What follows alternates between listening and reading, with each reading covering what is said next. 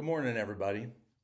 Sorry for my appearance, but I still have to drive a half an hour to South Asheville to the Reuter Y to get a shower and hopefully enough bandwidth to upload this sermon. So if you're hearing it, I was successful. We begin this morning with a reading from Job. It's the 23rd chapter, and this is the voice of Job speaking. Today, my complaint is again bitter. My strength is weighed down because of my groaning. Oh, that I could know how to find God, come to God's dwelling place. I would lay out my case before the Almighty, fill my mouth with arguments, know the words with which God would answer, understand what God would say to me. Would the Holy One contend with me through brute force? No, God would surely listen to me. There, those who do the right thing can argue with God, and I could escape my judge forever. Look, I go east, and God's not there. West, and don't discover the Holy One. North, and I don't grasp him. God turns south, and I don't see. God has weakened my mind. The Almighty has frightened me. Still, I'm not annihilated by darkness.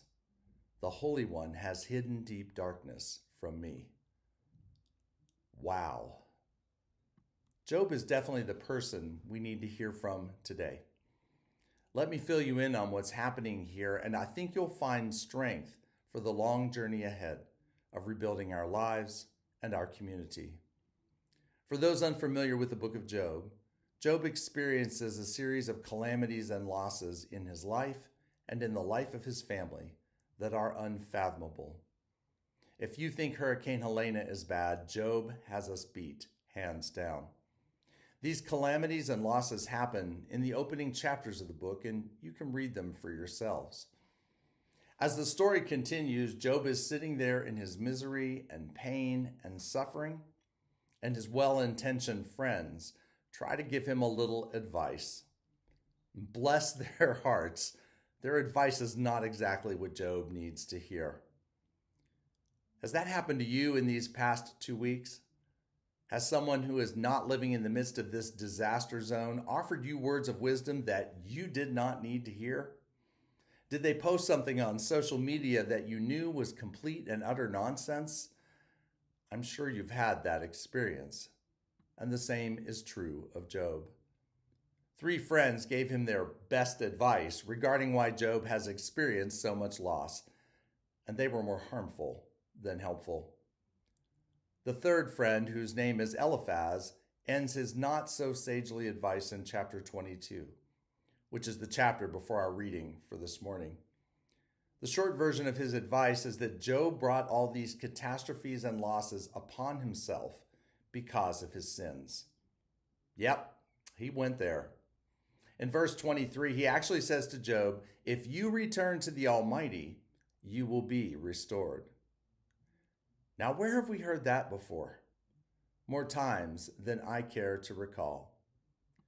Eliphaz accuses Job of awful things which aren't true, and his 2 other friends are also confident that he is to blame for his predicament. It's a sad state of affairs. And if one of your friends or family members tries to offer you the same advice in the coming weeks, don't listen to them. Natural disasters happen because natural disasters happen. Everything does not happen for a reason, and God is not trying to get our attention. The only advice I'm going to give you this morning is that Jesus promises to be with us in the midst of the storm. He says, "Peace, be still." He encourages us to have faith that he will be with us and help us find a way forward from death to new life. "I will never leave you nor forsake you," he says in Matthew's gospel. And this is the truth we need to cling to on the days when our friends start giving us horrible advice that we know is not true. Amen?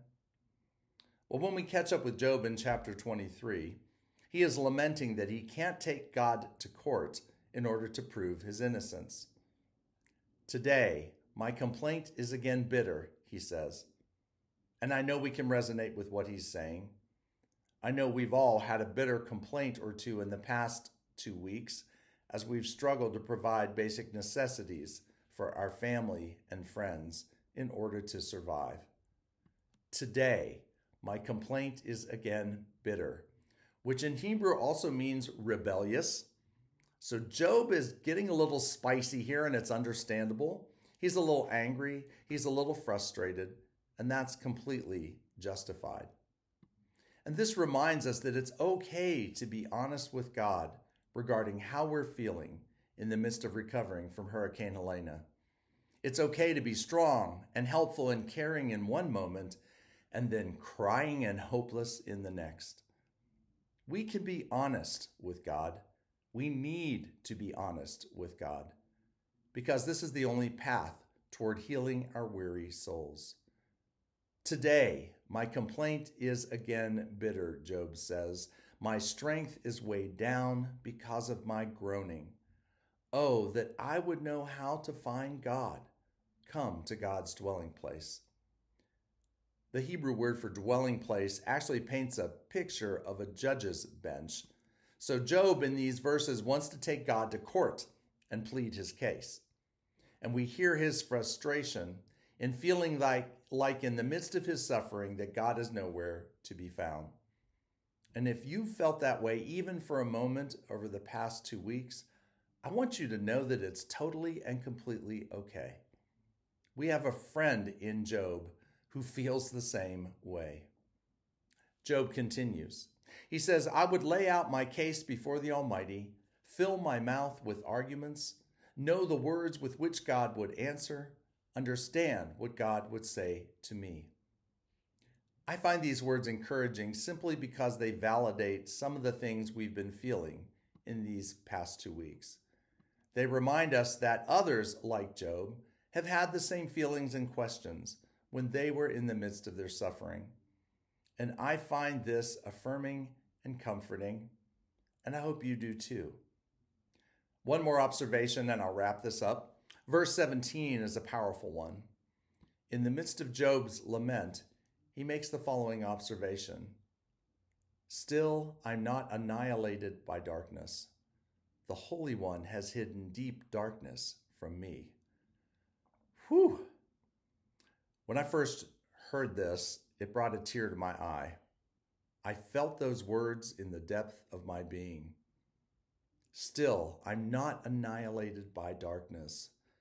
The Holy One has hidden deep darkness from me. And I have experienced more grace-filled moments in the past 2 weeks than I have in a long time. Yes, there are a few ne'er-do-wells out there who are sowing seeds of chaos in the midst of this natural disaster. But the vast majority of people around me have been kind, caring, and loving, and they are helping each other, sharing resources, volunteering their time. And I know that all of you are doing the same. We are not annihilated by darkness because we are the light of the world. Every time we make a decision to shine, the darkness is a little less ominous. A seed of hope and healing is sown that I know one day will grow into a beautiful garden in our beloved community. We will rebound. We will rebuild. So stay strong, my friends, this week. God is with us, and we will get through this if we as a community put our differences aside and simply love and help each other whenever and wherever we can. Amen.